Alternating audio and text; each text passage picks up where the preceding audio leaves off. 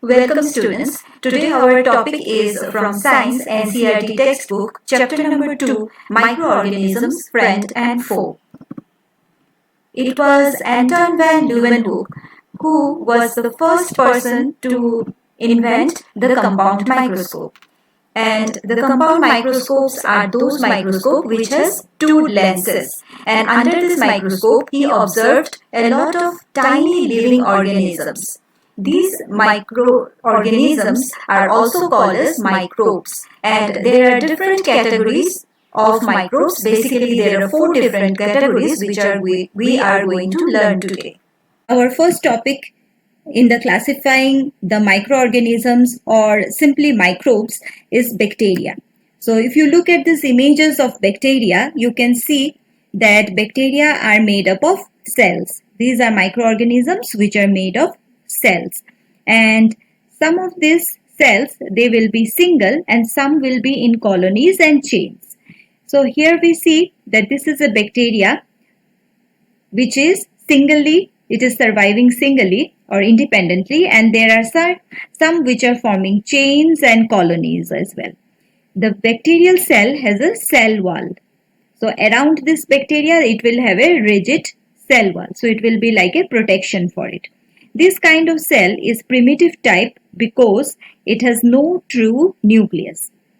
They may have cilia. Cilia are the hair-like structure which is present all around this bacteria. And some of them even may have flagella. Flagella are the long hair-like structure which is coming out from one side of this bacteria. And this will help in movement of the cell. We see here in the image that there are many shapes. Some of the bacteria, they may be rod shaped like this, or some may be round, and some may be even a little bit spiral shaped like this, and there may be some which will even appear like a comma shaped. Now the next topic we are going to discuss is the algae.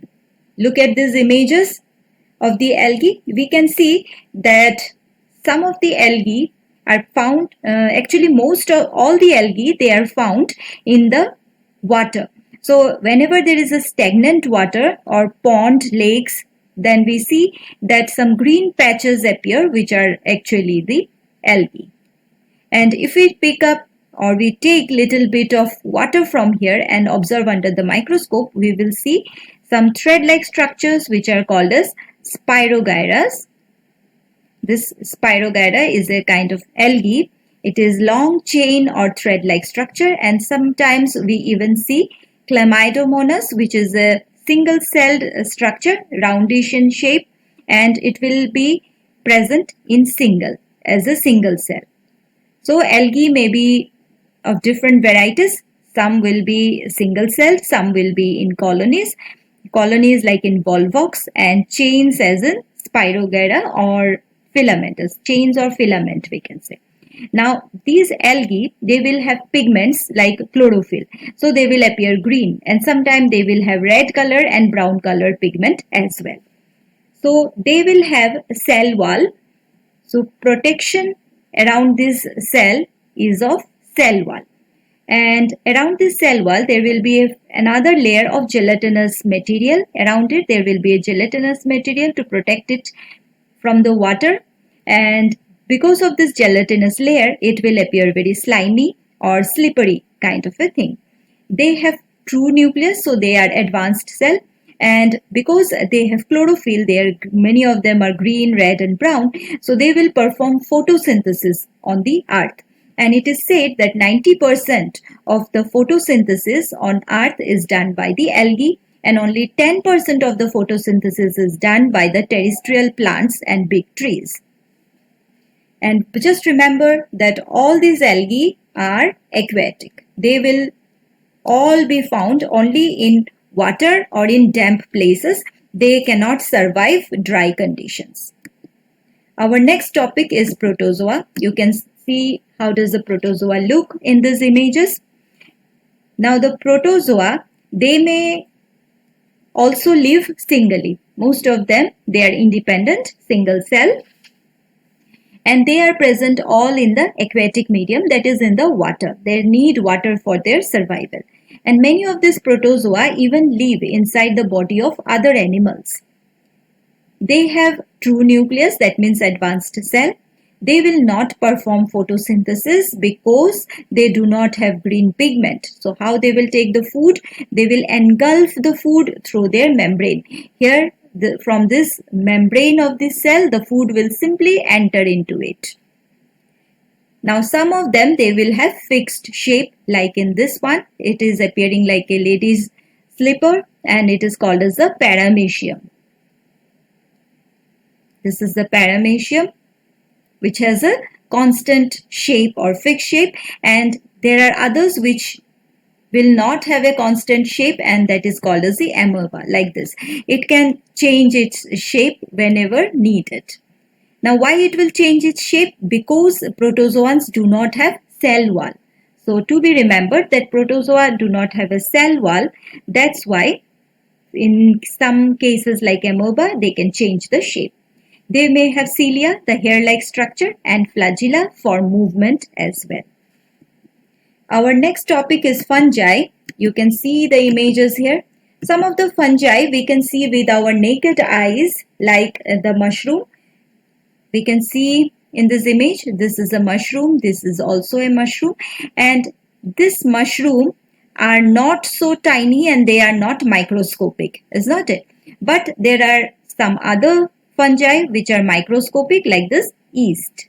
Yeast is a microscopic fungi. Now, the mushroom, it is made up of many cells. There are many cells which are making up this body of the mushroom. That's why it is big in size.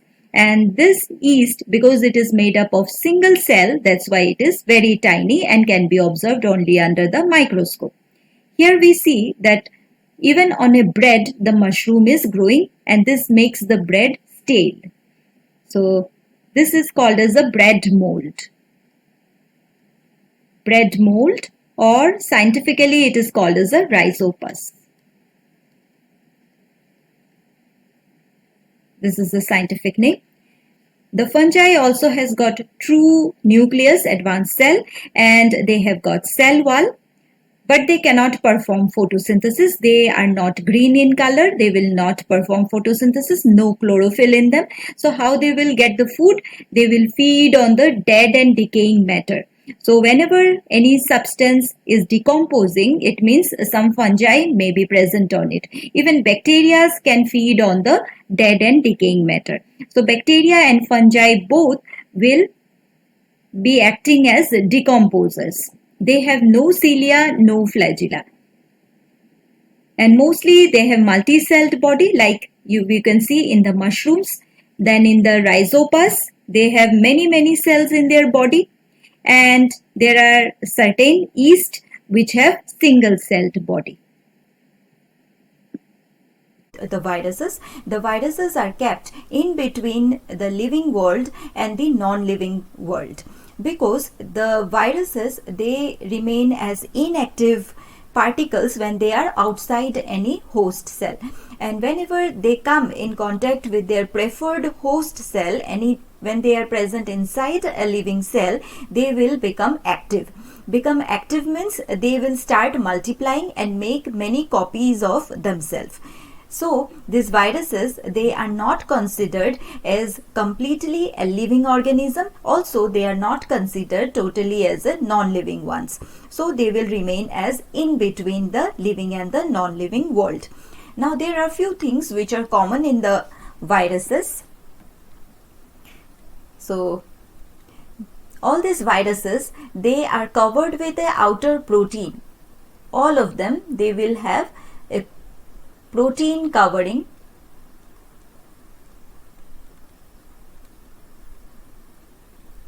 Then all these viruses, they will have the presence of spikes. In this case, it is called as the fiber. It is called as the tail fiber. And here we can see spikes. Here also we can see that spikes are present. These spikes, they will help the cell in attaching this virus in attaching to a host cell, and inside this protein cover there is a genetic material. This genetic material, it becomes active when the virus is inside in any host cell. So this is about the common structure of the virus, that they will be covered with protein, they will have a genetic material inside, and they will have spikes and fibers. This is how a real virus looks like. So we can see how the brown colored covering you can see of this is of protein, and on top of that all the spikes are present, and inside you can see this coiled structure which are the genetic material, which can be DNA or RNA. Now the function of this spike is to connect itself to the host cell. This host cell may be a plant cell or an animal cell or even a bacteria. Viruses can sometimes attack bacteria also. So these spikes will help in attaching themselves to their preferred cell. So this is one kind of virus. Here also another kind of virus, but they have the common similar structure, that is the presence of spike.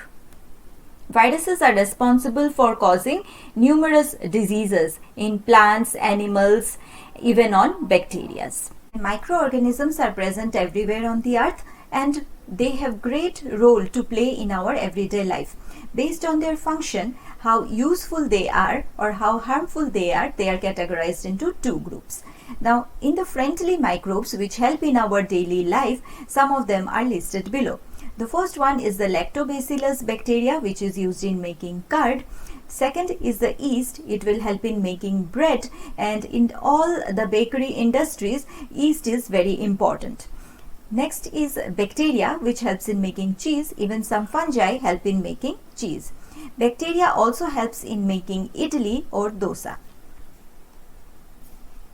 Then we also find that alcohol is important in making, the yeast is important in making alcohol.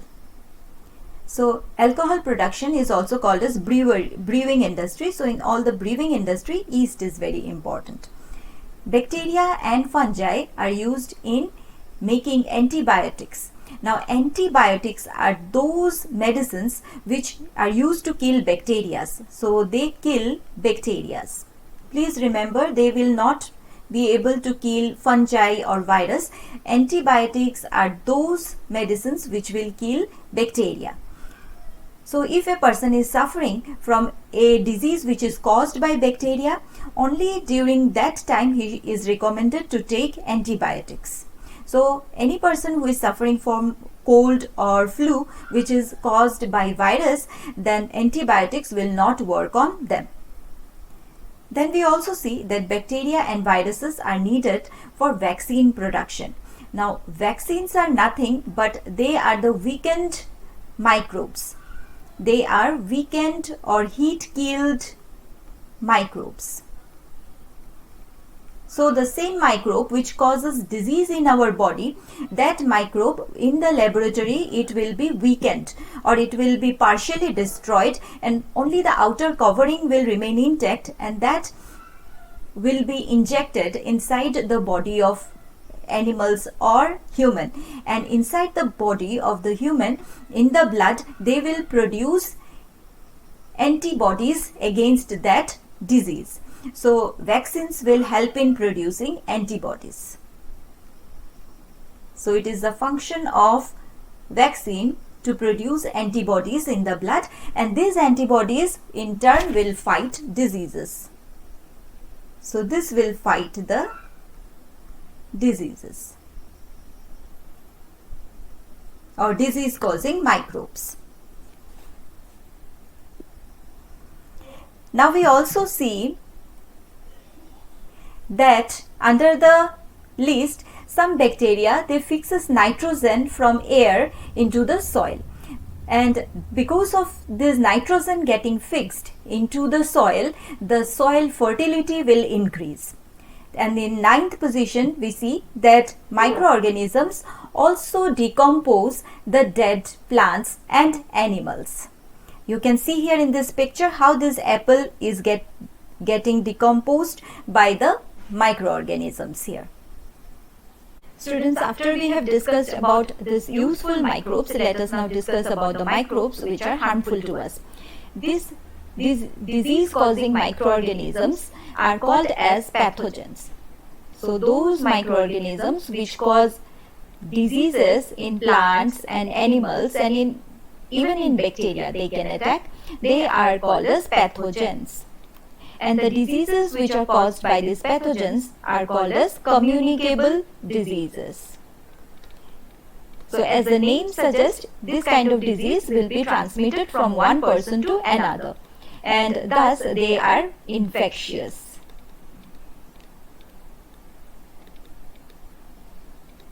So diseases which are caused by microorganisms are also called as communicable disease or infectious disease, and those microorganisms which cause the disease are called as pathogens.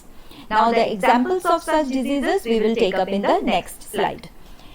Now, due to contamination of food and water by these microorganisms, if we eat this kind of food, there will be food poisoning. And the symptoms of the food poisoning are stomach ache, vomiting, nausea. Now here is the chart which is showing the diseases which are caused in human. Due to bacteria, the diseases caused are tuberculosis, cholera, typhoid. And here the tuberculosis is caused due to air. It is an airborne disease. That means it will be transmitted through the air. It is highly infectious. Here cholera and typhoid are also highly infectious, and they will be caused due to contaminated water and food. Typhoid is caused also due to contaminated water.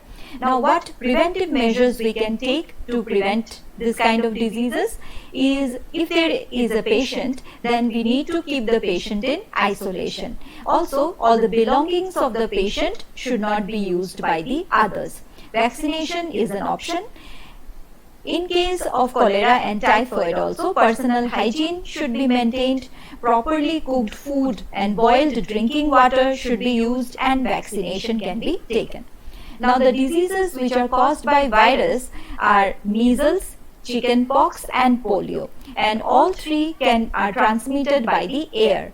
That means the air will carry the microorganism for causing the measles, chickenpox or polio. Chickenpox can also be caused due to contact of one patient with the other healthy person, and also by drinking contaminated water. Next comes hepatitis B, which is also caused due to a virus, and it will be caused due to drinking contaminated water. To avoid it, we must boil the drinking water, and vaccination is an option. The protozoa causes a disease called as malaria. Now malaria is transmitted from the healthy person, from a patient to a healthy person by the mosquito bite, and here the mosquito is acting like a carrier. So those insects which will carry the microorganism from the patient to a healthy person are called as carriers, and this mosquito itself will not suffer from the disease. So how to prevent it? We can prevent a mosquito bite during the night by using mosquito net and repellents. We can also use different insecticide spray and around our surroundings, and should not allow collection of water and stagnant water in the surroundings. Apart from the animal diseases, there are also many plant diseases which are caused due to this microorganism. Bacterial plant disease is citrus canker. You can see this is a lemon, and there will be small yellow spots which are formed, yellow brown spots which are formed on this lemon. So it is infected with the bacteria, and it is a citrus canker. This bacteria is transferred from one plant to other with the help of air. Next, a fungal disease is the rust of wheat. Here we see that the stem of this wheat plant, it is showing some yellow colored spots. These spots look like as if the stem has got rusted, just like the rusting of iron. It will appear like that, and it is spread, or the mode of transmission is through the air and through the seeds. If the seeds are already infected with fungi, then those kind of plants will grow and will develop the disease. Now the viral disease is the yellow vein mosaic of bhindi or okra, and it is carried by insect from a diseased plant to a healthy plant. So here we see that in the leaves of the plant there will be yellow color veins. These veins in the leaf, they will become yellow in color. So there is one more harmful effect of the microbes, that is food spoilage. So the microbes will result in spoilage of food, and this can be prevented by various methods of food preservation. One such method is a chemical method in which artificial preservatives like the sodium benzoate and sodium metabisulfite is used. It is specially done in jams, jellies and squash, and such kind of food can be preserved for a long period of time. Another method is by adding common salt. The fish, meat or vegetables, they are cut into smaller pieces and sprinkled with common salt. They can be also dried under the sun to remove the water, and such kind of food items will last longer. Then by adding sugar, fruits, they can be cut into smaller pieces, sprinkled with sugar, or can be dipped into the sugar juice, and they can be, or sugar syrup, and can be preserved for a long period of time. Then fourth method is by adding oil and vinegar. This is done for in case of pickles. So when pickles are made, oils and vinegar will act as preservative for increasing the shelf life of this food. Now there is the fifth method, which is called as the heat and cold method. When we say heat method, that means we can boil the food to make it last longer. Also, we can keep the food in the refrigerator so that it will remain cold and microorganisms will not be able to grow due to the cold environment inside the refrigerator. Under the heat and cold treatment also comes pasteurization. Now, pasteurization is a technique which is applied for preserving milk. Now, milk is heated up to 70 degrees centigrade for 15 to 30 seconds, and then it will be suddenly chilled. So it will be chilled again, and then it will be packed. And packing will be done in airtight containers. So whenever packaging is done, it should be seen that no microorganism should be able to enter into the packets and containers, and this way the food can be stored for a longer period of time. Now, apart from this bad effect, we know that there are so many good effects of microorganism. Under one such good effect is increasing the soil fertility. And nitrogen is such a mineral which can increase the soil fertility, because nitrogen is responsible for making proteins. Throughout the plant and animal kingdoms, the protein that is present in our bodies, it has an important component, that is nitrogen. Now, nitrogen is present in the atmosphere about 78%. So 78% of the atmospheric air is composed of nitrogen. And this nitrogen can be fixed to the soil, because if it is fixed to the soil, then from the soil the plant can take it to produce this same protein. So how to fix it to the soil? One way is by the lightning. So whenever lightning strikes, due to high temperature pressure present during the lightning time, some of the nitrogen, it will get converted into nitrogen compounds, and with the rain these nitrogen compounds will come down and mix with the soil, and this can be taken up by the plants later on. Also, whenever there is no lightning, always one process takes place, that is, nitrogen is directly fixed with the help of bacteria. With the help of bacteria, that is nitrogen fixing bacteria, from the air they are directly converted into soil nitrogen, that is the compounds of nitrogen. And these compounds of nitrogen, all these compounds of nitrogen, they can be picked up by the roots of the plant and can be made plant proteins. Now these plants will be eaten by the animal. It will enter into the food chain of the animals. So all the animals, they will have this same plant protein which will get converted into animal protein in their body. Now when these plants and animals, they die or even they excrete, those proteins, they will be released, and from this protein again the nitrogenous compounds are released. These nitrogenous compounds, they will be again converted back into atmospheric nitrogen by the denitrification bacteria. So the nitrogen compounds, they will again get converted into atmospheric nitrogen and go back into the air. In this way, the cycle continues, and thus the constant number, that is 78% of nitrogen in the atmosphere, will always be maintained.